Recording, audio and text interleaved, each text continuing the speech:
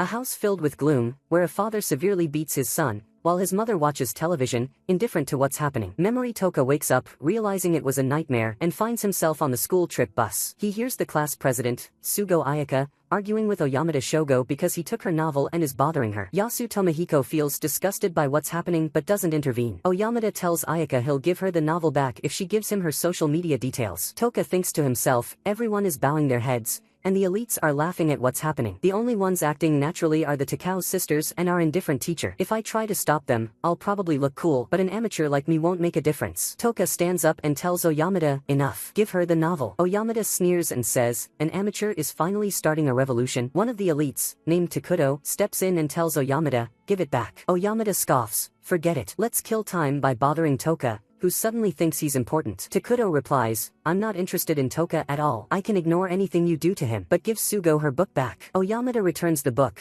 then kicks the chair Yasu is sitting on and says, even memory put in effort to do something. Why are you acting like nothing is happening? The teacher tells Oyamada, enough. It won't be funny if you drive him to suicide. Then he says to Yasu, if you're going to do it when I'm no longer your teacher. Suddenly, they are transported to another world. A woman appears and says, you are our hope to defeat evil. Welcome, heroes of the other world. I am the leader, Vicious, and I welcome you all to Alien. Every time the evil known as the Great Demon Empire rises, we summon heroes from another world. 200 years ago, evil was defeated thanks to the heroes' efforts, but after all this time, the Great Demon Empire has returned. You are the chosen heroes. Can you lend us your strength again? Tension rises among the students, and everyone struggles to grasp what's happening. Takuto asks, and if we refuse to help? She replies, you'll never return to your world. He asks, is there a way back? She says, the reverse summoning technique requires a special element called the core of the Demon King. There are two ways to obtain it. The first is by taking the Demon King's heart, and the second is by extracting the Demon King's core when he is defeated and placing it into a specific pendant's crystal. Oyamada, enraged, tells her, this all suits you,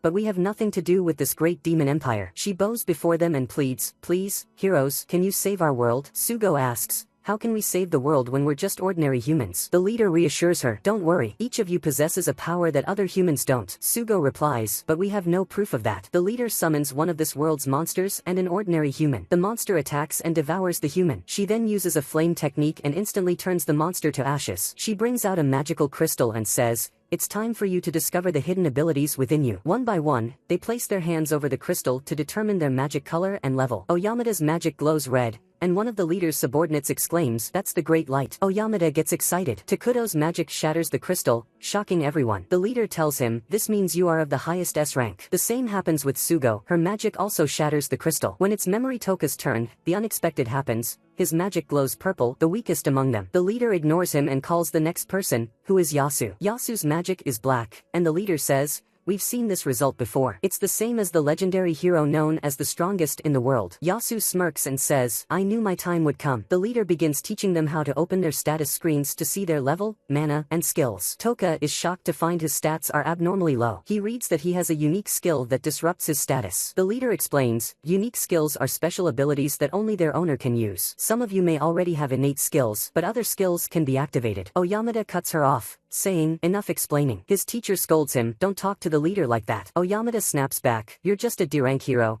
and you think you can talk to an A-rank hero like that? You've always looked down on us, but now you're beneath us. The leader tells them, we have something important to do now, then calls for Toka. The guards push him forward, and she says, you are an A-rank hero, the lowest rank among all the heroes here. In the past, low-ranked heroes have always been a burden, so at some point, we started dealing with them. However, handling them back then either caused great shock among the other heroes or made the stronger ones fight each other. So we decided to give the lowest-ranked heroes a chance. Toka asks, what do you mean? She replies, the circle beneath you will transport you to certain ruins. If you survive and reach the surface, we won't interfere anymore. An alien will grant you the right to live freely. He asks, are these ruins dangerous? She replies, no one knows. We have sent extremely dangerous criminals and a large number of heroes to these ruins in the past. As an exception, I will tell you their name. They are called the Disposal Ruins. Toka says, I have a unique skill that causes status disruptions. It allows me to inflict paralysis, poison, and many other effects. She replies, in this world, spells and status disruption skills are worthless. Even when they succeed, they barely affect weak monsters, and their duration is short. Worse still, your rank is extremely low. Even if you level up, don't expect significant stat growth. Toka says, but you summoned me here and made me a hero, and now you're discarding me? Takuto interrupts, read the room, memory. The girls are exhausted. Don't you feel sorry for them? They mock him, and Yasu approaches him, asking, are you okay? Toka remembers how he always helped Yasu when they were kids. He tells him, thank you, Yasu. Yasu responds, what are you saying? My name is Mr. Yasu. You're the lowest rank, so you need to show some respect to those ranked above you. The leader activates the magic circle, tosses him a bag, and says,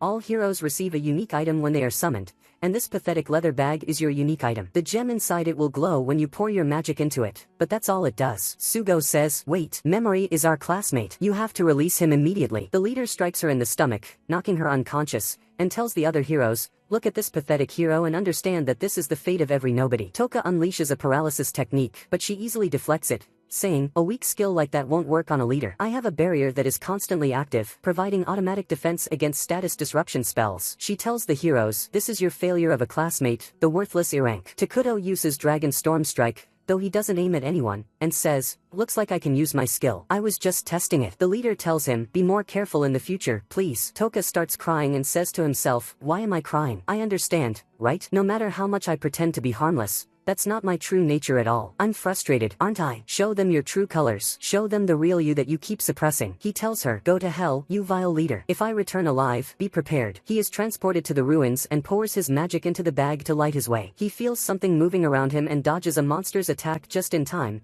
then starts running. He thinks, I'm terrified. No, I've felt this before. I'm not scared. I'm frustrated. He falls to the ground, and the monster roars in his face. Just before its claw reaches his face to kill him, he tries the paralysis technique, and it works. He gets up and runs, thinking, but the leader said status disruptions rarely work on low-level monsters. He assumes it was just luck and keeps running until he encounters another monster approaching him. He tries the paralysis technique again, and it succeeds. He opens his status screen and sees that his mana is nearly depleted. He thinks, if I don't stop using my skill, I'm done for. He tries using a poison technique, and it works, but his mana runs out. He asks himself, what will happen if I keep using status disruption skills? The first monster appears behind him again after the paralysis wears off. He remembers the leader's words, and recalls his father beating him as a child. He uses the paralysis technique on it, but it fails, and he hears the system's voice saying, you cannot use the same skill on the same target twice. So he uses the sleep technique, causing the monster to fall asleep, and then he poisons it. Toka starts feeling exhausted due to mana consumption. Suddenly, a swarm of monsters appears, and he uses the paralysis technique on them. He begins feeling dizzy and is on the verge of losing consciousness. He keeps using the paralysis technique repeatedly until he reaches his limit,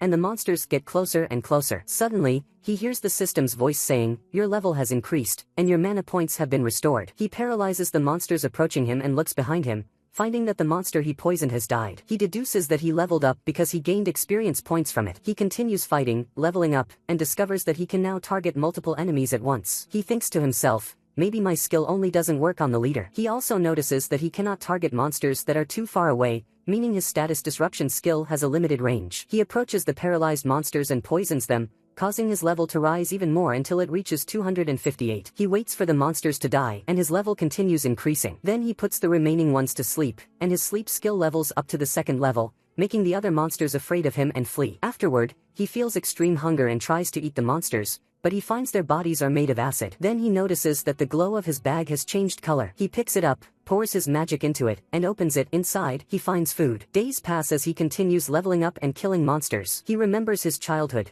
crying from the beatings and violence he endured from his father. He says, I will kill you one day, or I will be killed. His uncle and aunt open the door and say, sorry we were late. Come with us. He thinks to himself, they gave me stability, the warmth of a family, treated me kindly, and taught me compassion. I thought I had become like them, yet I feel no guilt while killing. He continues on his path until he finds a floating eye about to attack him, so he quickly paralyzes and poisons it. He finds a door with a gem embedded in it, pours magic into it, and the door opens. Inside, he finds two skeletons and thinks to himself, it looks like they chose to accept death here. He finds gems in their bags and says, I might need these when I reach the surface. He opens another door and finds a skeleton holding a piece of paper that reads, I am the dark hero, Anglin. The leader sent me here by force. It seems she no longer needed me and couldn't bear to look at me anymore. If you have the will to escape here alive, I want to entrust you with something I brought here. Toka recalls when the leader told Yasu, this is the same result as the dark hero known as the strongest of all time. He thinks to himself, she said the great demon empire is evil, but she is much worse,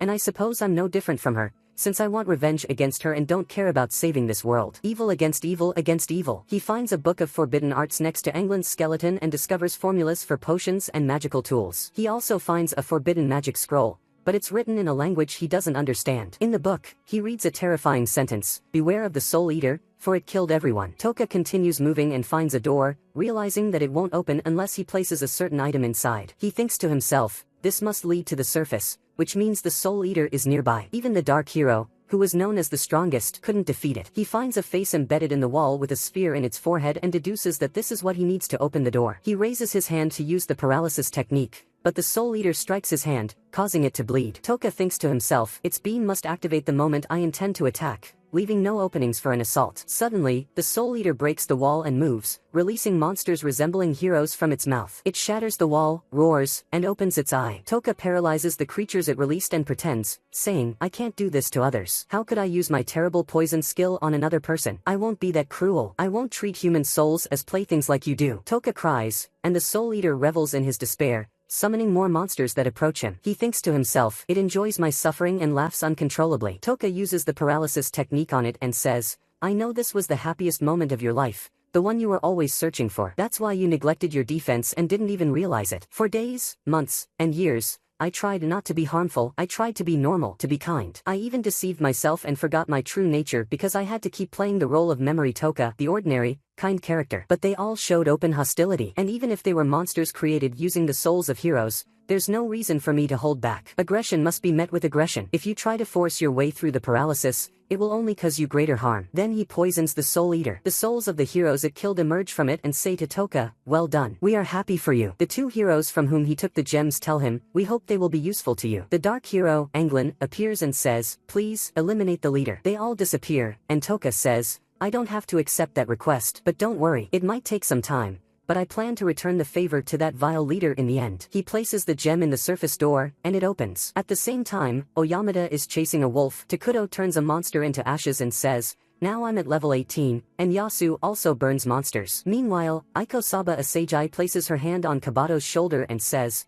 there's something I want to confirm. If my analysis is correct, our group will likely collapse because it's full of arrogant people, and many of them are just a nuisance. What makes things worse is that we've been ranked. By the way, I'm a B rank, and over time, we will surely divide into different groups. When that happens, you'll join my group, right? You won't join Kurihara's group since you're a D rank, and the Takao sisters are always together, while Ayaka is bound to die anyway. So, you need to think carefully about your position because when all of this is over and we defeat the Great Demon Empire and return to our world, this could affect our relationships, and you might find yourself with nowhere to belong, Kashima Kabado. Then, she orders the other girls to bring a monster and says to Kabado, our little dove didn't complete the test the leader gave us, right? We decided to help you so that Asagai's group will be the strongest. Kill it quickly. Kabado struggles but manages to kill it. She feels guilty and remembers Toka finding an injured cat in the street and taking it in to heal it. She starts crying and says, I'm sorry, I couldn't do anything, feeling guilty about what happened to Memory. At the same time, Sugo wakes up and remembers that the leader struck her. She goes to her, and the leader says, what happened to Memory was truly unfortunate, and I'm sorry. But this is a fixed practice in the kingdom of Alien. I'm very sorry, Sugo. But there's no time for sorrow. While you were sleeping all these days, everyone else went out for a test to see if they could kill a monster or not. But many failed and were eliminated. Sugo asks, you mean you're getting rid of the weak? The leader responds, that's Alien's policy. Sugo tells her, I don't agree with your way of handling things. The leader laughs and says, the world is full of different people and different opinions. I am tolerant of everything, so I can accept small differences in views. But we must eliminate those who have no value. Sugo asks, the S-rank heroes hold value for you, right? The leader replies, yes, very much so. Sugo then says, I will fulfill my duty as an S-rank hero to make up for the students who won't be able to pass the test. So can you not eliminate them? The leader replies, that's a great proposal. Meanwhile, a girl is running through the forest, being pursued by 4 men known as the Great Guards. At the same time, Toka opens his status screen and says, mana points are the only exceptional thing about me. But what I need to confirm now is that I can cancel paralysis whenever I want, even if only on the head,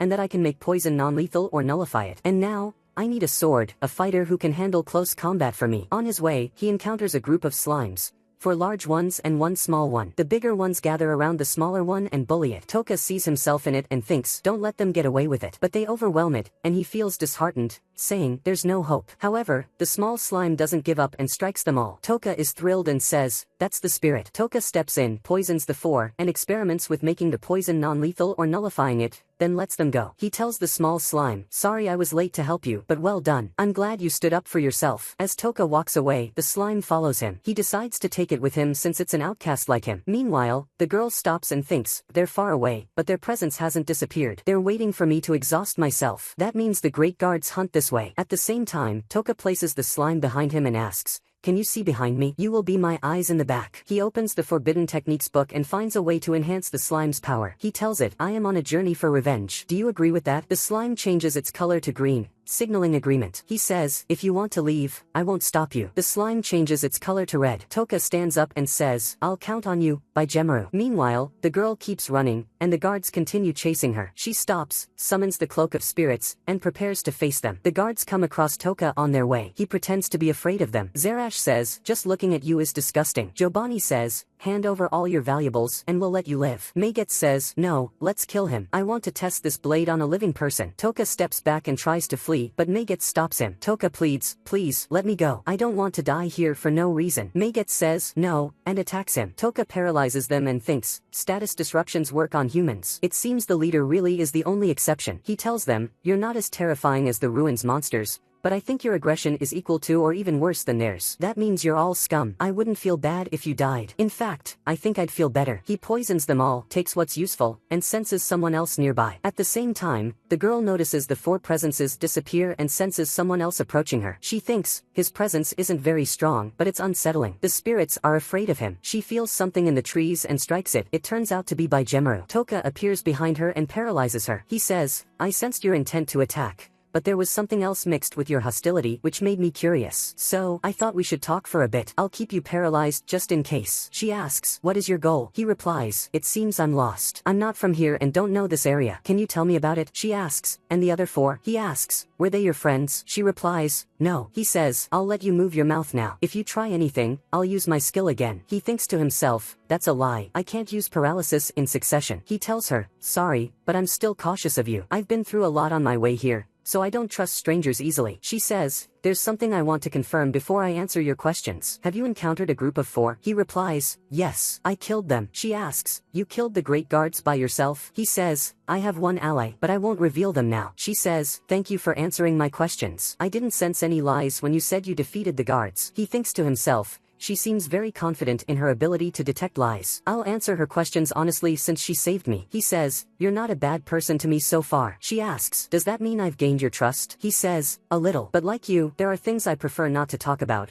so I think it's best we don't get too deep." One last question. He shows her the scroll and asks, "Can you read this writing?" She replies, "I think it's an old script with a unique style. I can't read it, but I know someone who might be familiar with it. She was once known as the Forbidden Sorceress and has vast knowledge of everything prohibited in this world. She was deemed dangerous and exiled from her homeland." He asks, "Where can I find her?" She says, "In the land of golden-eyed beasts, a deceptive region in the center of the continent." He tells her, "You could say we're even. We'll part ways now. You have no objections, right?" She replies, "No, as long as you're satisfied." He thinks to himself, she has genuine pride and is too straightforward. She reminds me of my aunt. She was so kind that it made me worry about her. He tells her, the paralysis will wear off in a few minutes, then leaves. And then he goes to the city of Mills, and the gatekeeper says to him, "You came to join the ruins raid?" So he replies, "Yes, but I've never been to a prosperous town before." She allows him to enter the city, and he heads to the nearest inn, noticing that the owner gives him a negative look. Tuka tells him, "My journey was long, and my clothes need washing. Can you give me something to wear?" He pulls out a large amount of money, making the innkeeper happy, who then asks, "What's your name?" He replies, Hattie Skull. He sits and thinks about what to do next, saying,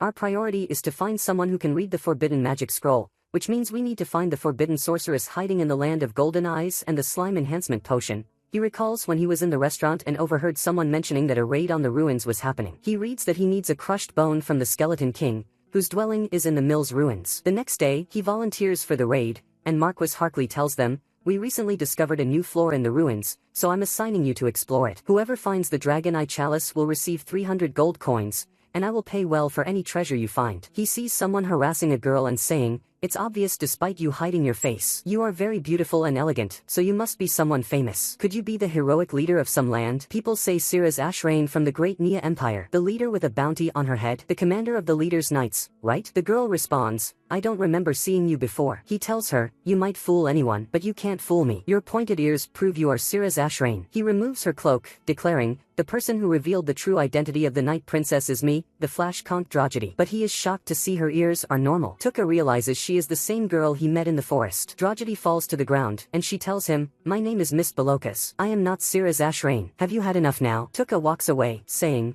I need to go to the market and start exploring. Mist appears and asks, are you here to fulfill the Marquis' request? He replies, sort of. That man who was harassing you earlier seemed very angry and full of hatred. She tells him, I meet people like him from time to time. It's easier when they hate me and stay away rather than trying to get close. He responds, it's clear you're trying to avoid interacting with others. But still, I have a request. She asks, you want advice to avoid getting scammed when buying exploration gear, right? He says, I'll pay you for your help. She tells him, actually, I need money for travel. So that's a useful deal for me. He says, deal? She shakes his hand and says, Mist Belokas. He replies, Hattie Skull. He thinks to himself, this woman is careful with lies. He tells her, a fake name, for sure. She is surprised, and he adds, we both have our secrets, so we don't have to exchange our real names. They go shopping for gear, and he gives her the money as agreed. She tells him, that's more than I expected. She suddenly falls to the ground, and he asks, are you okay? She replies, I haven't slept in days, but I'm fine, and then she leaves. Later, he arrives at the ruins and sees people running from a monster. He paralyzes it, poisons it, and stabs it with a dagger so no one will know he was the one who killed it. The people who had fled return with a fighter to slay the monster, only to find it already dead. Tuka hears them say, it seems another mercenary killed it. Another says, how could someone take it down with just a dagger? Tuka continues walking and hears Dragedy telling some mercenaries, I want you to make that woman who insulted me regret the day she was born. Kill her. And if she begs for her life and truly regrets what she did, don't kill her quickly, torture her. Tuka appears and tells them, you're a bunch of fools. There's no hope for you. They raise their weapons, and Tuka says, wait, I'm sorry. Please forgive me. Dragedy laughs and tells him, you're begging for your life the moment you realize we have the advantage. He attacks, but Tuka paralyzes them and asks, who are you planning to kill? He poisons them, saying, taking care of people like you is satisfying. Dragedy tells him, I'll make you regret this. Tuka replies, are you stupid? That's exactly why I'm taking you down right now. Then he meets the Sword Tigers group, and they tell him, something strange is happening in the ruins. The monsters are dying in strange ways in random places. Vice Captain Foss tells him, the problem is we don't know who's killing them. All we know is that their skin turns very pale. Captain Lily says, strong and weak monsters alike are dying in these strange ways. Even the monsters on the 14th floor, which we reached first. As the leader, I value my comrades more than anything, so we're withdrawing. She asks, do you want to return to the surface with us? He replies, no, I'll continue. After they leave, he keeps going, thinking to himself, they're probably talking about the monster corpses I killed with my skill. If word spreads about something unnatural happening, that means fewer mercenaries. Good for me. He finds a door, opens it, and sees the dragon eye chalice with a statue above it. He suspects the statue will move, so he uses paralysis on it. The statue tries to move, confirming his suspicion,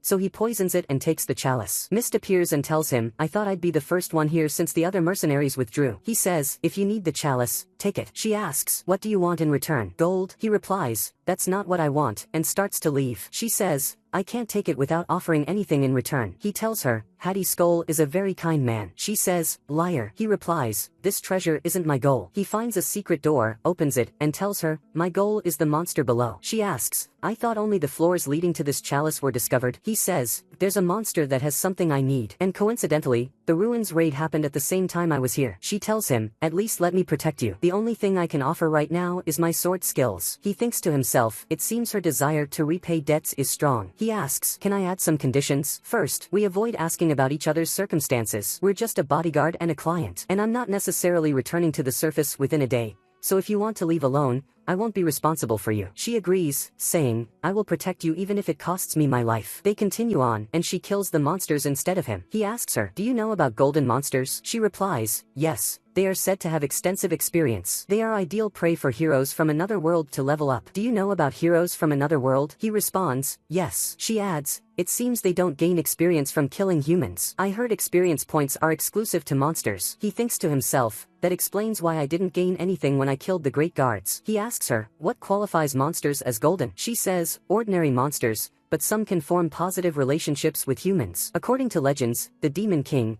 considered the source of all evil, releases a special energy known as the Demon King's essence, and monsters strongly affected by it gain golden eyes. Their innate violent instincts are unleashed. They find a door. Tuka opens it, and Mist tells him, I sense a monster. Not strong, so I ignored it, but I felt it constantly and very close. Bijimaro appears and says, that's my partner. I hope you get along. He tells her, you need to sleep. You look exhausted. She replies, it's fine. He says, at least rest. It won't help me if you collapse midway. She says, alright, and lies down. He uses a sleep technique on her, sees her information, and says, you really are the former commander of Nia's Great Knights, Sira Zashrain. After a while, they wake up and continue their path, finding a door. As they approach it, they hear something coming towards them, so they step back. The wall breaks, and the Skeleton King appears. Mist says, we can defeat him if we destroy the silver part under his chin. The Skeleton King looks at Mist, and Tuka thinks to himself, it seems he sees Mist as a real threat here. Mist draws her sword and tells Tuka, I have a request. I'm about to use a technique to enhance my physical abilities and create unique weapons. Can we keep this power a secret for as long as possible? The monster charges an energy orb in its mouth,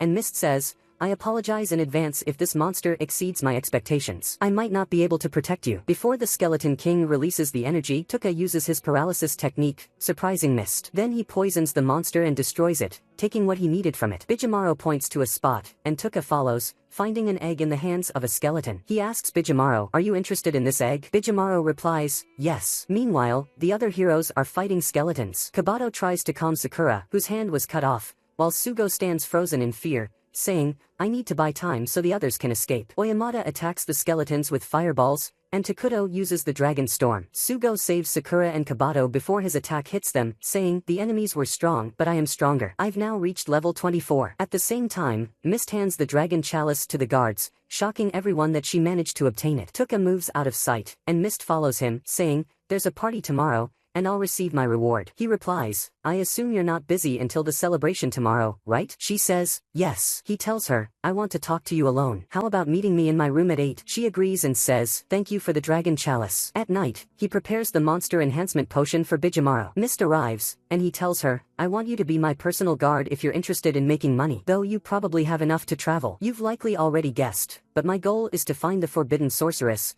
and my destination is the land of golden beasts. I'd feel safer with a swordswoman protecting me. She replies, I'm heading to the Duchy of Yanato, and if we go there through the land of golden beasts, it will be convenient for me. He tells her, no need to rush the decision. It seems there are other routes leading to your destination. By the way, can I ask you a question, Cirrus? She is shocked that he knows her real name. He tells her, sorry for surprising you. Your information appeared to me while you were sleeping because of my skill. You were hesitant earlier to reveal yourself to me, right? Traveling together while you hide your identity will be a problem because you probably won't be able to sleep. She says, yes. He tells her, I need your combat skills, and I have no intention of betraying you. She tells him, I use spirit power to conceal my identity. The cost is giving up my desire to sleep. He replies, that's why you return to your true form when you sleep. She says, yes. The great guards were after me because they saw my real face. It became easier to travel once they disappeared. She lifts the spell, and he tells her, so I assume this means you trust me? She replies, yes. I think you are a man worthy of trust. He says, my real name is Tuka Memory, and don't ever tell anyone. In return, I won't reveal your name to anyone without your permission. He thinks to himself, this is another way to bind her to me through trust. She tells him, I will be your personal guard and go with you to the land of golden beasts. He replies, I'll rely on you. Then he hands her one of the gems he took from the ruins. She is stunned and says, this is a blue dragon gem. He asks, is it valuable? She replies, these gems rarely form inside legendary blue dragons. There's nothing like it in the market right now,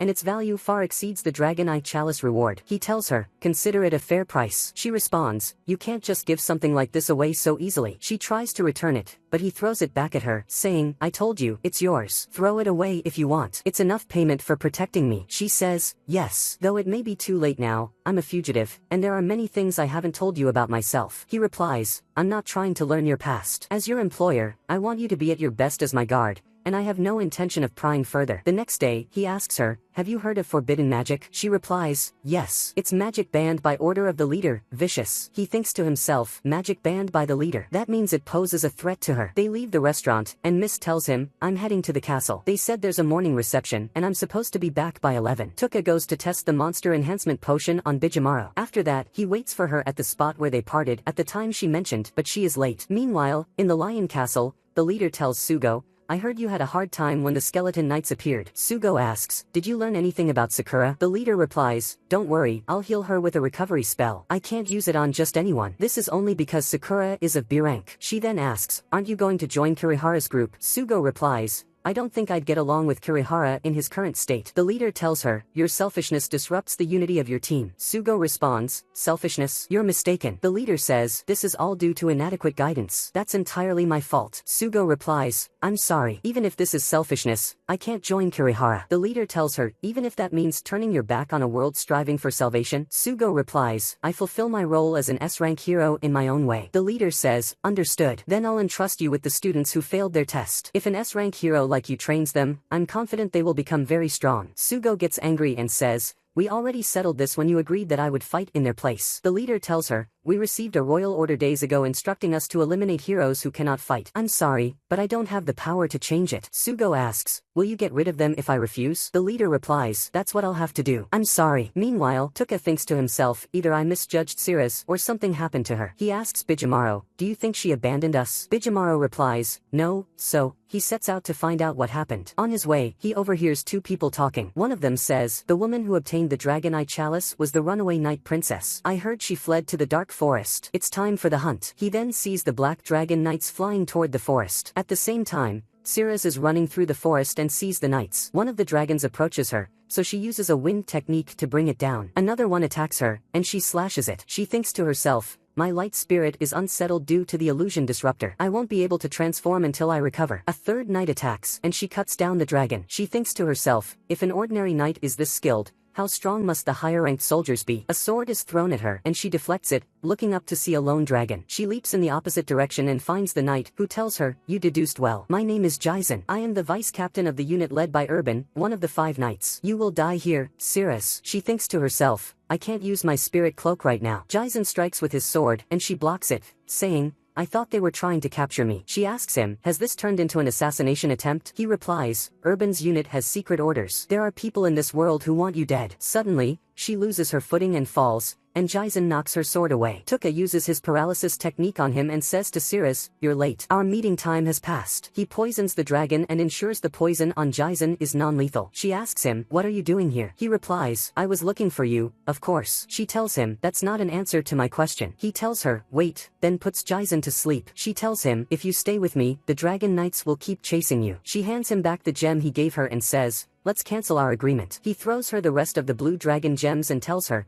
finding a better guard would be a hassle. Change your clothes because the people of Mills saw you in those, he tells her. She replies, wait, when did we start acting as if our agreement is still valid? He tells her, I have a suggestion. Why don't you negotiate with the forbidden sorceress and ask her to shelter you? No one knows where she lives. I'm heading there to learn more about the ancient text. That way, our agreement remains valid. She asks him, why are you going this far from me? He replies, you remind me of someone. You don't look alike, you don't speak the same way, and your personalities are different, but you both have the same aura. I'd feel like I abandoned my aunt if I left you here. He tells Jaisen, if you answer my questions honestly, I will spare you. Jaisen replies, don't think you can get away with opposing the Black Dragon Knights. Cirrus asks, who wants me dead? Before he can answer, a spear is hurled at his head. The one who threw it is Sevit, the strongest human. She says, Sevit Gartland and the 5 knights too. Tuka says, but there are only 4. One is missing. Sevit says, you shut his mouth. Urban asks, was there really a need to kill him? Tuka asks, I assume Ortola gave the order. Cirrus asks, does Emperor Ortola want me? Sevit replies, Jaisen would have slowed us down at this stage, so I killed him, but I would have let him live if he had dodged the attack. Cirrus says, what are you even saying? Urban tells her, it seems the old man can't die in peace while you're alive. Cirrus falls to her knees and says, you're lying. But Sevit has a different opinion and says,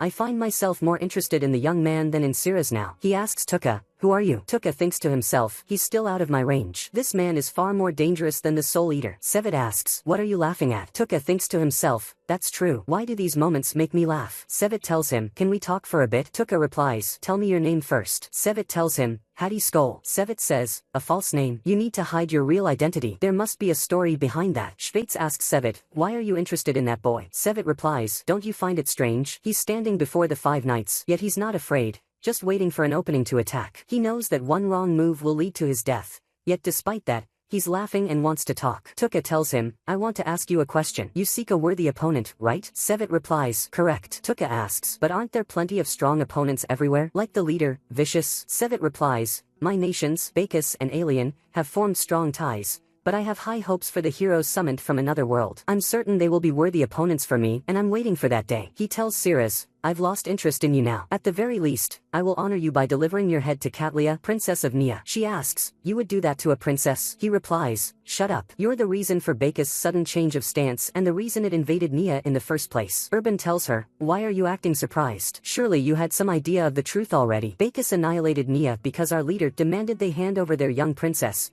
and your great emperor refused. Sevet says, nothing kills my interest more than those who refuse to fight to the death. Even if they're weak, they must attack me. But of course, I prefer that they have the strength to kill me. Tuka laughs and thinks to himself, I found a way to survive. He tells Sevet, you want an opponent who can truly threaten your life, right? What if I become that opponent? He then asks, you said you're waiting for the day you fight one of the heroes from another world, right? My real name is Tuka Memory, and I am a hero from another world. Sevet replies, that's why I felt something was off. He asks him, what are you doing here? Tuka thinks to himself, Sevet can sense lies. Clear lies won't work on him. He replies, my situation is somewhat different, even among my fellow heroes. I operate independently by order of the leader. Sevet asks, and why are you separate from them? Tuka replies, it seems I'm on a different level compared to the others, so I was sent alone. Sevet is surprised and says, a man even the leader considers special. He then asks, what will you ask of me, hero? Tuka tells him, a reprieve. I will grow much stronger and kill you. I will become stronger than anything and anyone, and I will gain the power to eliminate the leader. Sevet replies, alright, I want to see your progress. After that, we will fight to the death. Tuka tells him, that's the spirit. Sevet tells him, you may leave now. We will leave as soon as we silence Cirrus. Tuka tells him, that's not acceptable. I need Cirrus' strength to reach the land of golden beasts. I will use her to increase my power. Sevet laughs and says, well done.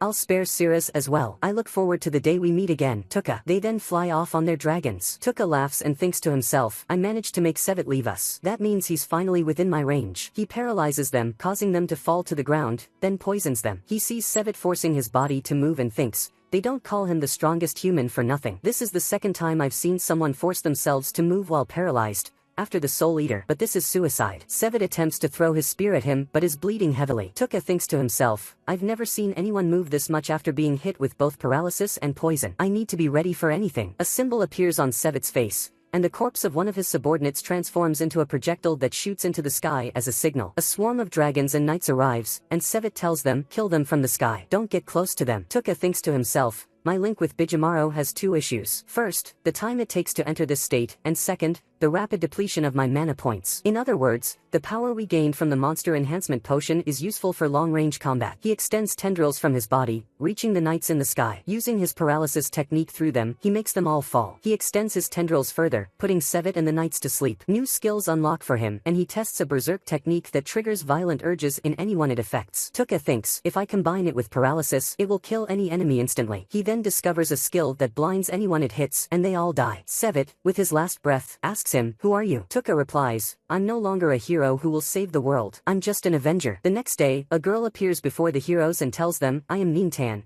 and I am here in place of the leader. You will soon enter the second stage. At sunset, the knights of leader Vicious stand at the entrance of the disposal ruins. Their captain holds a crystal and says, this is supposed to be silver. It seems something has malfunctioned. One of the knights asks, should we report this to Alien? The captain replies, no. We'll write in today's report that there's no issue, as usual. Nothing has changed here anyway. Another knight asks, do you really think anyone could leave these ruins alive? The captain replies, impossible. The next day, in the White Guard castle of the Magnar Kingdom, they discuss what happened and the death of the 5 knights. The leader tells them, the knights were pursuing Cirrus. One person says, I heard the great emperor Ortola died yesterday, and I heard he lost his mind before he died. Another replies, we don't care about a coward like him who sold his country without a fight. Then, a knight enters and reports, someone in Alza is claiming responsibility for the elimination of the Black Dragon Knights, calling themselves the cursed magic users of Ashant. At the same time, Tuka and Cirrus are on their way to the land of golden beasts. Tuka hears the sound of a cheering crowd, and Cirrus tells him that's the Bloodsport Coliseum, a battle arena where mercenaries and slaves fight for rewards. It's run by the Duke and the Mercenary Guild. This is the main source of entertainment for people now, but it originally started as a place for the guild to evaluate fighters. That night in a restaurant, they hear people talking. Cirrus Ashrain killed the 5 knights, and it seems she's dead. Others say Ashant took down the 5 knights, the cursed magic users that everyone's been talking about lately. They claim everywhere that they killed the knights with their curses. Then, some people wearing red cloaks enter, saying, "We are the guards of Ashant, the soldiers who protect Mawaji, descendant of the curse leader. We are the cursed soldiers." They act arrogantly and push people around. Tuka thinks to himself, they barely pose a threat, but it benefits me if they take credit for killing the Black Dragon Knights. Tuka overhears 2 people talking. One says, "Speaking of dragon battles, the Dragon Slayer and the Tiger Man in the Colosseum. And also, the Forbidden Sorceress appeared." The other asks, "She's a dark elf, right?" The first replies, "But no one has seen her in 10 years. The second responds, "Someone met her here in the royal capital." Tuka approaches them and asks, "Can you tell me more details?" One of them replies, "The person claiming to have met the sorceress is the strongest bloodsport fighter in Monroy." Tuka asks, "How can I meet this person?" The man replies, "That beast is in the Bloodsport Coliseum. If you talk to Duke Swan, who runs the place, you're lucky, kid." Then, the person they were talking about enters the restaurant, and the man tells Tuka, "That one over there is the strongest fighter in Monroy, Eve Speed, the half-tiger." Tuka walks up to her and says, "Can I buy you something?" She looks at him but doesn't speak. Tuka continues, "I've heard a lot of rumors about you,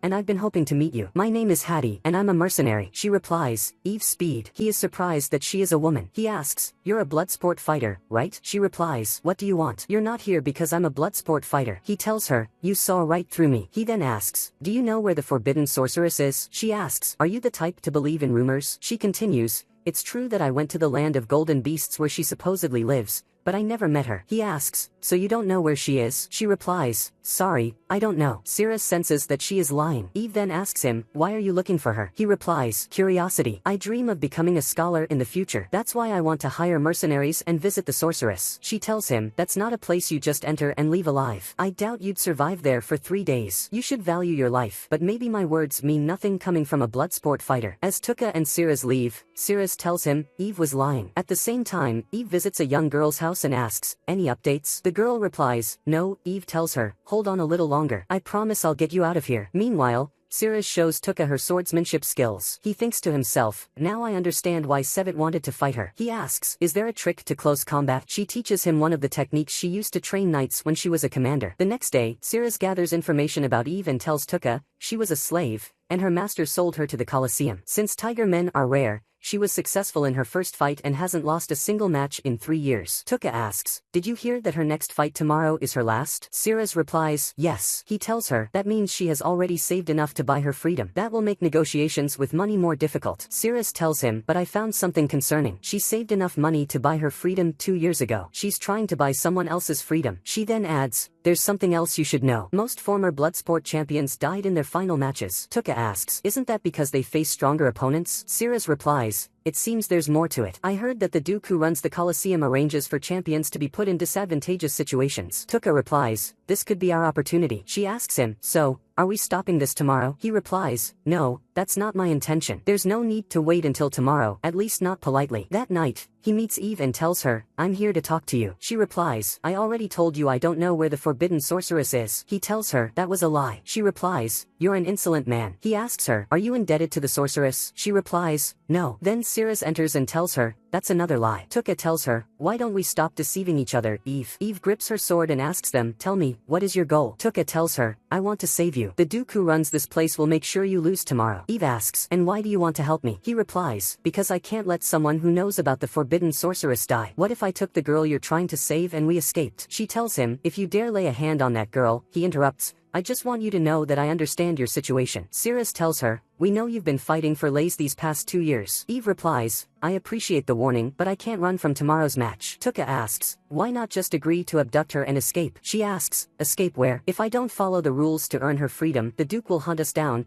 the guild will put a bounty on our heads, and every mercenary will be after us. If I were alone, it'd be different." Tuka asks, "What if I told you about a safe place to hide? With the Forbidden Sorceress, she can shelter you." Eve replies, "Impossible. No one can reach the heart of the land of beasts." Tuka thinks to himself, "The heart." She talks like she's been there before. He tells her, "Maybe we can reach it if we help each other. And I promise I will protect that girl with all my strength." Eve tells him, "Your swordsmanship is trained, but you are not." He replies, "Despite my appearance, I am skilled in magic. Strong enough that I defeated the Skeleton King with ease." She tells him, "He's vicious, sure, but he's nothing compared to what's in the land of beasts." Tuka tells her, "What if I told you I was the one who killed the 5 knights?" She replies, "Impossible." He tells her, "I don't know if this will convince you or not. and then he uses his paralysis technique on her. This impossible power is what allowed someone as weak as me to kill the 5 knights. Sirius tells her, and I'll give you additional proof. I am Sirius Ashrain, the one the 5 knights were hunting. I saw them die with my own eyes. Tuka cancels the paralysis, and Eve tells him, but it's pointless. Regardless, I have to fight my match tomorrow. I'm not going to the land of beasts, and I will earn our freedom with my own hands. Victory in Bloodsport has always been my way forward, and I can't fully trust you. Tuka tells her, that's expected, but even if you win the match, do you really think the Duke will keep his word? It's hard for me to believe he'll truly grant you freedom. Eve tells him, I know he's not an honest man, but the reality is, he has always honored his word when I delivered the required results. He is still human, so I doubt he's as ruthless as you claim. I will trust in Bloodsport. Tuka asks, why do you keep trusting in Bloodsport? Are you sure you're not just saying that to convince yourself? He then tells her, either way, I hope you win. He takes Sirius and starts to leave. Eve tells him, wait. He replies, we're leaving the city tomorrow morning, and we'll be at the bridge near the front gate. Come if you change your mind. On their way, they see a group from Ashant occupying a house, telling the people, these house owners have been cursed for the sin of opposing Lord Mawaji. Sirius tells Tuka, their arrogance infuriates me. Tuka replies, it seems they really believe their group killed the 5 knights. Further along, they see more members of the same group harassing a girl and hitting her. Tuka uses his berserk technique on them, making them attack each other. They reach the bridge as they told Eve, with 4 hours left before they leave. At the same time, Eve is in her room, stepping out to confirm that she'll be freed if she wins tomorrow. She hears someone speaking to the Duke, saying, tomorrow will be a huge event. The Duke replies, yes. After that, we won't have any beloved Bloodsport fighters like her anymore. Eve asks, I'm going to die tomorrow, just as you planned. The Duke replies, yes. We'll give her something to paralyze her before the match. I've given this fake human plenty of chances. The other man replies, but she'll still be a beast. The Duke responds, we'll have tomorrow's winner skin her and wear it. The man replies, that's a good idea. He then asks, and what about the dark elf in the white cafe? Eve stayed with us longer thanks to her. What's your plan? Will you grant her freedom? The Duke replies, I'll adopt her. She's just a little girl for now, and I plan to train her myself. If I get bored of her, I'll sell her off easily. The man then asks, and Eve, you feel no sympathy for her? The Duke replies, how could I sympathize with an animal? Eve gets furious and decides to go to Tuka, telling him, it's exactly as you said. He asks her, so, I assume you're coming with us to the land of beasts? She replies, yes, and I have conditions, but I'll tell you where the sorceress is. He tells her, let's go and take the girl. At the same time, the girl is cleaning the house when the house owner says, dark elves are truly useless, and hits her. The girl cries and remembers Eve's promise that she would come for her. She stands up and thinks to herself, I have to be strong like my sister. Her husband asks, wasn't that a bit too harsh? She replies, I should be the one pitted. I work tirelessly with no results. What's wrong with relieving some stress on this girl? She then tells the girl, I know what you hate the most. She screams in her ear and says, I'll kill you if you get arrogant. Eve kicks the door open and tells her, I hadn't heard it was this bad, but it's over now. I'm taking the girl with me. The woman replies, please forgive me. The Duke ordered me to discipline her harshly, and he would have killed me if I refused. I swear I won't say anything about your destination. Eve tells the girl, the situation has changed. We can't stay in the capital anymore, and it looks like I'll be taking you on another harsh journey. The girl replies, I'll go anywhere as long as I'm with you, sister. Eve tells the house owner, tell them that Eve went south to search for Lisbeth after she suddenly disappeared. I'll spare you if you do that. The woman replies, understood, and apologizes to Lisbeth for everything she did. Tuka enters wearing a mask and tells Eve, you go now. He then tells the house owner, you may have fooled someone kind like Eve, but your terrible acting won't work on me. She tells him, do you think you'll get away with this? If you go against him, it will be the end for you and that filthy beast. He tells her, from the girl's reaction, I understood that hitting and screaming at her in anger was enjoyable for you, but unbearable for her. Any loud noise will remind her of every time you screamed at her, and I won't tolerate you living as if you haven't done all these horrible things to this girl. She tells him, I told you, it's over for you. I'm the only one who can save you from that terrifying Duke, so beg for my forgiveness. Tuka replies, it's over for you, then uses paralysis, darkness, and poison on her, saying, I'll make it look like a simple robbery. He returns to the others, and Eve tells Lisbeth, introduce yourself. She says, I'm Lisbeth. I'm sorry, I don't know my family name. Tuka tells her, I'm Tuka Memory. He then tells Eve, Hattie was a false name, and this swordswoman is Sirius Ashrain. He introduces them to Bijamaro, and they continue their journey. Eve tells Tuka, I'll tell you where the sorceress is, but first, I want to know why you're looking for her. He replies, I have a forbidden magic scroll written in an ancient script. Deciphering it is difficult, but I heard the forbidden sorceress can definitely do it. She asks, so you don't intend to harm her? He replies, as long as she doesn't intend to harm me. She tells him, I'm a simple woman. I can't predict the future like you. He replies, I can't predict much either. She tells him, I want to pledge my loyalty to you. He replies, that's a big leap in trust. She tells him, I believe you're a man worth trusting. He asks, and why is that? She replies, you could have used countless cruel methods to extract information from me about the forbidden sorceress, and you could have used the swordswoman to threaten me, but you didn't. That makes you a good person. They mount their horses, and Cirrus asks Tuka, is it safe to take a child to the land of beasts? He replies, I'll protect her no matter what. Eve has been to the land of beasts before, so she has a connection to the sorceress and will make things easier for us. As for Liz, they say the forbidden sorceress is also a dark elf like her, so she will see us as people who saved one of her own. If we play our cards right, we can introduce ourselves in a positive way. That's the main goal. But allowing a child like her to enjoy life with a smile is far better than seeing her cry in fear. On their way, they spot the Duke's men searching for them in the forest. Tuka tells them, their response is too fast. How did they know? Eve replies, I met a man when I was leaving the Colosseum. He said his name was Mawaji. I'm sorry, I'm the reason you're in danger. Take Liz and run. Tuka tells her, you might be a Bloodsport champion, but you stand no chance against all of them alone. She asks, then what do we do? He replies, we set a trap. They light fires on the backs of 2 horses and release them. Cirrus tells him, as expected, the first wave is chasing the horses. He asks, are there any Ashant among them? She replies, no, I didn't see any. Eve says, the first wave is likely the Duke's personal army, which means the second wave will be Ashant. Tuka tells her, we successfully distracted the first wave. Take Liz and hide in the forest. Mawaji notices a broken branch and says, this is a trap because it was deliberately broken. You knew we would notice it, so entering the forest is what you wanted us to do. Surrender and come out. Cirrus steps out wearing the mask, and he says, hand over the tiger woman and the girl, and I'll spare you. Even better, I'll welcome you into the ranks of Ashant. I believe you're a skilled warrior. She asks, and if I refuse? He replies, I'll make you suffer with my curses. Even the 5 knights couldn't withstand our curses. She asks, are you claiming that you were the ones who killed them? He says, yes. She tells him, promise me you'll guarantee Eve and the girl's safety. He replies, I promise. She says, all right, I'll take you to them. He orders his soldiers, stop, then says to her, you're not really planning to hand them over, are you? Your words gave you away. You said, I'll take you all, even though a few men would have been enough. But you're trying to lure all of us into the forest. He tells his soldiers, stay back and prepare to attack. She says, I thought you were going to kill me with your curses. He tells her, I'll let you in on a secret. The soldiers of Ashant here are the successors of the Assassin's Guild, and we use curse magic. She asks, so you use poison? He replies, exactly. Highly advanced poisons. Poisons that can be formulated using special techniques from the Assassin's Guild and leave no trace. The tragedy of the Black Dragon Knights happened,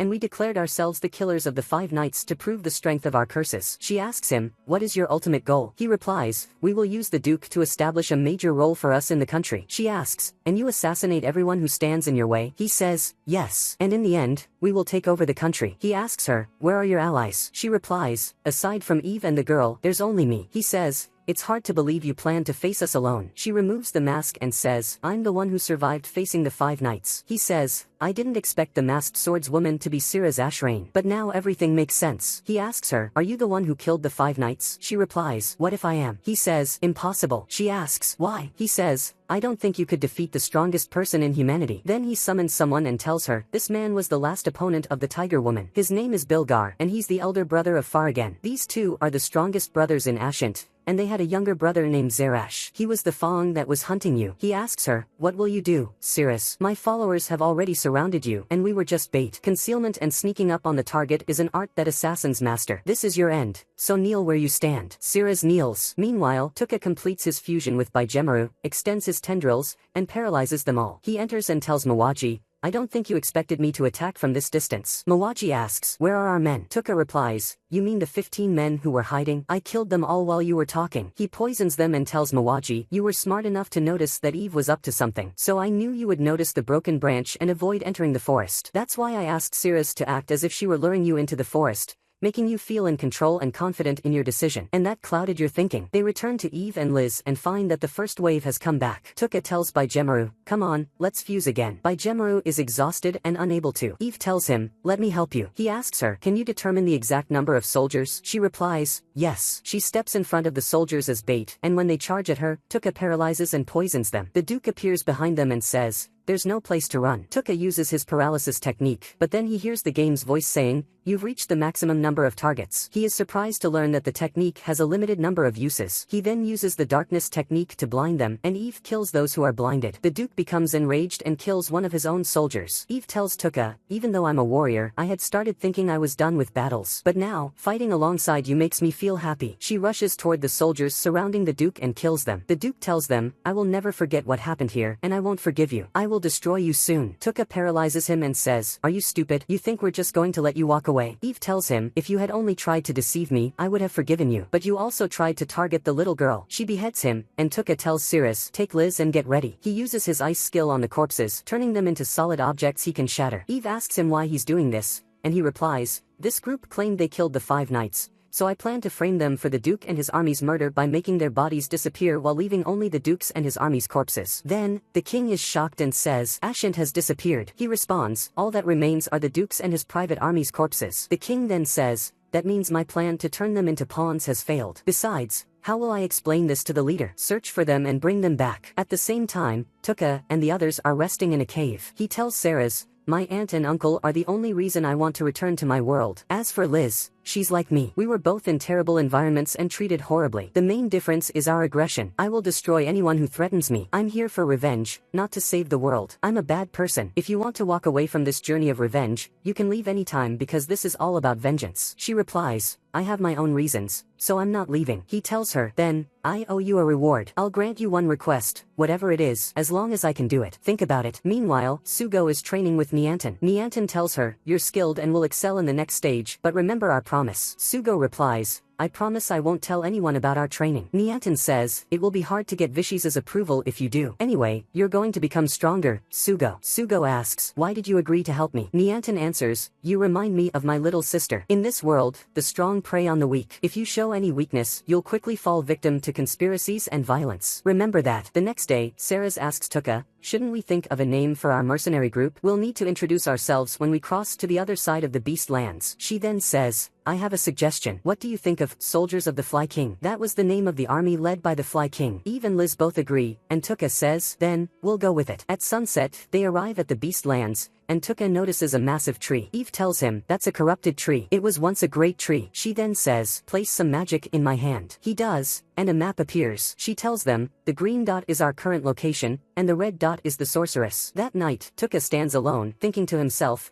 "My hatred isn't fading. I'm sure time will erase it and fix everything, but my thirst for revenge against that cursed leader isn't decreasing. I may be the foolish Tuka memory, but I will torment Vishes. The Beast Lands are dangerous for us, but they're full of experience points. I may never reach the level of S rank or A rank heroes, but I can narrow the gap. I'll wipe out everything in the Beast Lands and turn them into experience points." At the same time, the leader tells the heroes, "You've significantly raised your levels, and I'm grateful for your efforts so far. But leveling up only increases your basic stats. You still need combat skills and technique, so I've summoned famous figures from each country to train you. We've also confirmed that the Great Demon Empire's forces are making a major move. Our next battle against their army will be far beyond our expectations, and all of you will participate in this war." Afterward, Vishes tells Nianton, "We must ensure all the heroes keep leveling up while learning how to fight. Soon, I plan to send them to the Golden Beast Lands." At the same time, Tuka and the others encounter a monster in the forest resembling the crawling beasts he fought in the ruins of Disposal, but its head looks like seaweed. Eve distracts the monster while Tuka paralyzes it and poisons it. She asks him, "Did you achieve what you wanted?" He replies, "Yes, we've completed the first stage. I wasn't sure if my skill would work on creatures from the Beast Lands, but it's weaker compared to the monsters I fought before. It seems the monsters here aren't as I expected." He then approaches the creature and takes something from it. Ceres asks, "What are you doing?" He replies, "I think I saw it in the Book of Forbidden Arts. This seaweed-like thing appears to be a component for a forbidden tool." She says, "Like the voice-changing stone in our masks?" He replies, "Yes. It's time to invade the Beast Lands." On their way, they reach a river. Tuka and Eve cross first, and Eve asks him, "Shouldn't we help her?" He responds, "She wants to do it herself, so we should respect her wish." She asks, "What if she falls?" And just then, she slips, but Baijimaru catches her. Eve says, "You planned for this from the start, didn't you?" He replies, "Honestly, I want to support Liz when she decides to do something because I was in a similar situation at her age." Then, Eve senses something approaching. Tuka asks, "Do you know them?" She replies, "Yes, and I'm sorry, but I can't defeat them." He tells her, "Step back," and hides behind a tree. Two massive monsters appear, and he waits for them to get closer before paralyzing them. He then uses the frenzy technique to make them crush themselves to death. His level finally increases, and he exclaims, "Finally!" Since his level hadn't risen despite killing many monsters, he takes a part from one of the creatures, and Eve asks, "Don't tell me you're going to eat them." Ceres reassures her, "Don't worry, this is a forbidden art. From what I remember, this is one of the components for enhancing jelly, like Baijimaru." Tuka senses something around them and asks Eve, "Did you feel something?" She replies, "It was definitely a monster, but it was fast." Ceres adds, "The spirits aren't responding, but something is definitely here." Baijimaru points at his bag, and when Tuka opens it, he finds the egg glowing. It hatches, revealing a horse, and they notice it has grown right after hatching. The horse approaches Tuka, and they find an absorption organ for magic. Tuka pours magic into it, turning it black and increasing its size. He notices it wants more magic, so he continues, making it grow even bigger with 8 legs. Tuka names it Sly. Meanwhile, the other heroes are in the Beast Lands. At night, massive and dangerous monsters appear. Niantin tells the Sword Tigers these monsters are extremely dangerous, so there's no way we can let the heroes fight them. I'll take on the ones in the front. They attack and kill too, but the numbers are overwhelming. Takuto steps forward, using Dragon Storm to burn them all. He says, my unique skill is at level 4 now, so you need to change your opinion of me quickly. Witness the power of Kurihara, your future ruler. Kabato asks, where are Hijiri and Itsuki? They have discovered spies and eliminated them. Itsuki says, they sealed their fate the moment we found them. Hijiri adds, I believe they were sent to do something to us heroes by the leader Visis. Meanwhile, Tuka stands at a high vantage point, looking at the forest. Ceres asks, what are you looking at? He replies, I think I saw a strange light on the horizon, and I suspect it's some monsters fighting each other. She asks, in the northeastern direction. He thinks to himself, I see. That's the direction of Elian, where that cursed leader is. The next morning, Ceres wakes up and doesn't find Tuka. She asks Eve about him, and Eve replies, Tuka isn't the type to leave us in the middle of the Beast Lands and just walk away. You should know that. Ceres says, yeah, and they head out, finding him sitting in front of monster corpses. He tells them, I sensed them while you were sleeping, so I took care of them. Now, I'm checking if they have any useful components. Eve asks, you killed human-faced monsters alone. Am I dreaming? Ceres answers, no, this is just Tuka. She thinks to herself, because of him, we can see a ray of hope in the nightmare that is the depths of the Beast Lands. They continue their journey. Tuka asks Liz, are you okay? She replies, yes. He then asks, is the Beast Lands scary? She answers, I won't deny it's scary, but I'm fine. He tells her, don't say, I'd rather die here with Eve than live in Monroy. She responds, even if that's true, I don't feel like I'm going to die here. Ceres told me that as long as you're here, we'll reach our destination safely. He says, she trusts me too much. He then thinks to himself, Eve and Liz trust me, and I have no intention of betraying that trust. They arrive at a passageway, and Tuka tells them, once we pass through here, we'll be close to the sorceress. Suddenly, a monster appears out of nowhere above Eve, and she slashes it with her sword. He asks, is it still alive? I don't think it died. She replies, it's not moving. As a precaution, he uses paralysis, but he still feels uneasy. Suddenly, the monster glows and emits a signal into the sky, letting out a strange scream. Tuka senses a swarm of monsters approaching,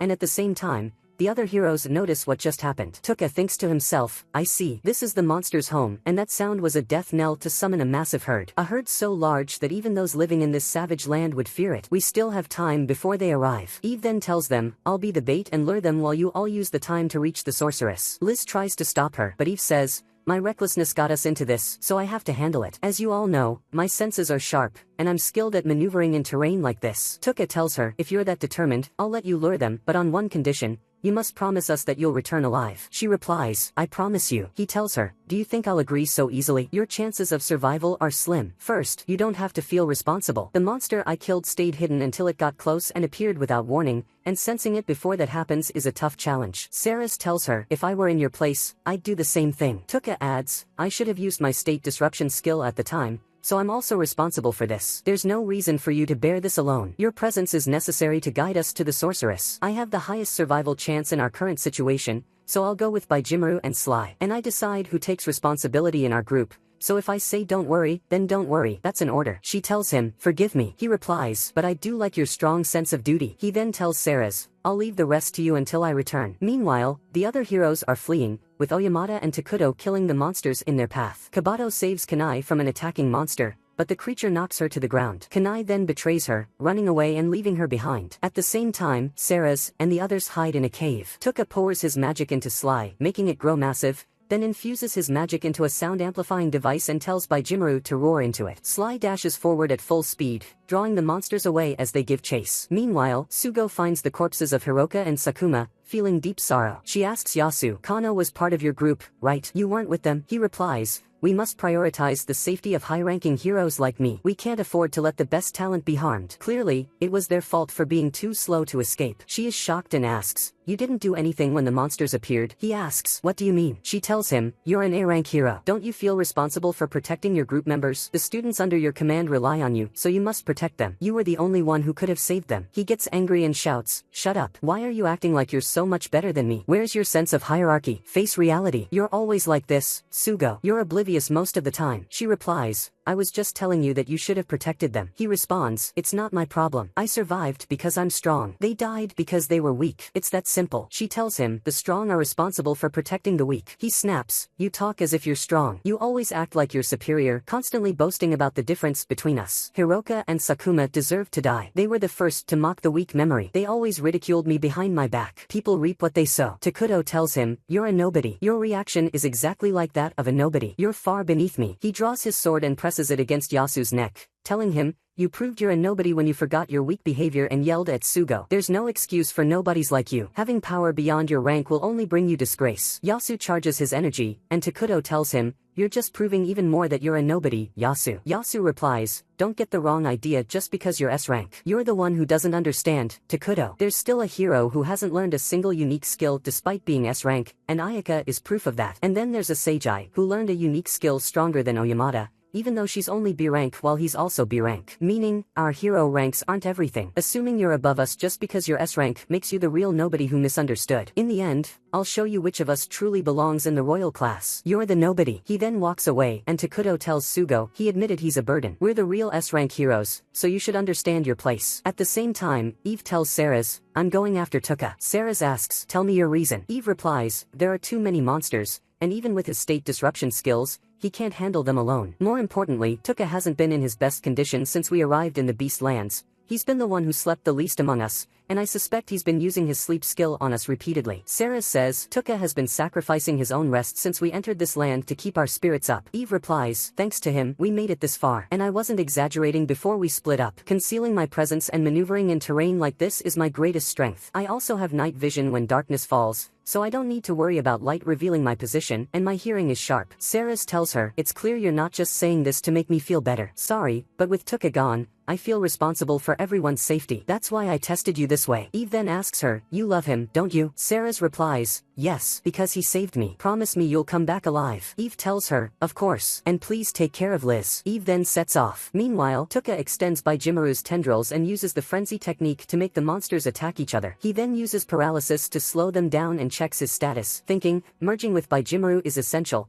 but I can't maintain it for more than 10 minutes with this mana consumption. I have to raise my level to endure longer. The human-faced monsters provide massive experience points, and as long as I keep killing them and leveling up. No, this is reckless. Besides, if I'm too far, I won't gain experience when they die. I have to return now. He turns Sly around and heads back. Tuka then uses his darkness technique to blind the monsters and slip past them. His mana is nearly depleted, but he reaches the first paralyzed monsters and activates Frenzy, killing them and raising his level. His mana is restored, allowing him to keep fighting. He expands Baijimaru's tendrils and continues using paralysis and Frenzy. Then, he notices two massive monsters chasing him. He thinks, state disruption skills require me to keep them in my line of sight to affect them. He keeps luring them, then jumps off Sly, attacking from behind and using paralysis and frenzy, killing them and leveling up. He pushes himself to the limit, fighting off the monsters surrounding him. Suddenly, a creature crashes into Sly, knocking Tuka off its back. He struggles to resist as monsters attack him from all directions. Meanwhile, Kabato sits in the forest, terrified, thinking, I know I'm not like Sugo. All I could do was hide and watch when they did that to Memory. I wanted to take care of everyone in tough times like Sugo, but I'm scared. Eve emerges from the trees and asks, why is there a human in a place like this? She then notices a resemblance to Liz and approaches her. Suddenly, Itsuki appears and attacks with lightning,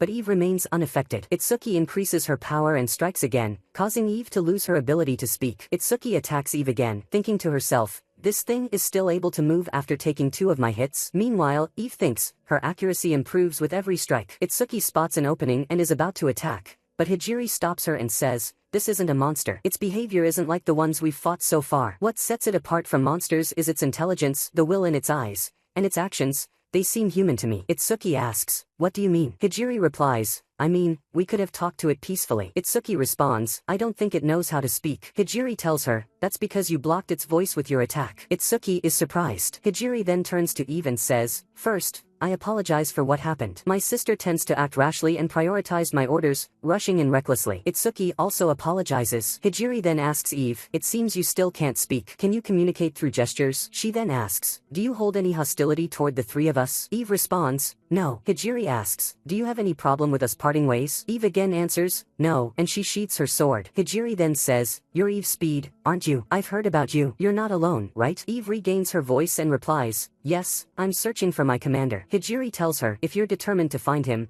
Then that means you expect him to be surviving the monster assault right now, correct? Eve responds, you're smart, but you can't measure my commander with such a simple standard. She then leaves. Meanwhile, Tuka is still struggling to hold out when a massive mammoth-like monster appears. He puts it to sleep and poisons it. Baijimaru grows exhausted and Tuka tells him to rest. He removes his helmet and sees blood dripping from his mouth, realizing it's due to the fall from Sliceback. He checks his status and says to himself, I've reached level 200, but my wounds and energy aren't recovering, and I'm starting to feel weak. There's probably only one monster left, and I can't hit it unless I see it. He mounts Sly, and when the monster appears, Tuka flees, waiting for the right moment to attack. However, the creature fires a beam at him, striking his shoulder and wounding Sly as well. Tuka tells Baijimaru, I have one last request for you. The monster waits for the smoke to clear and spots Tuka's helmet, immediately firing at it, only to realize that Tuka isn't there. Suddenly, Tuka appears from above, paralyzes it, and uses frenzy to finish it off, saying, I used the helmet as bait and tricked you. Tuka falls to his knees and checks his status, finding his health points nearly depleted. As the monster dies, his level rises, and he hears the system announce, advanced skill unlocked. He tries to get up and return to the group but is unable to move. Suddenly, a wolf appears and lunges at him,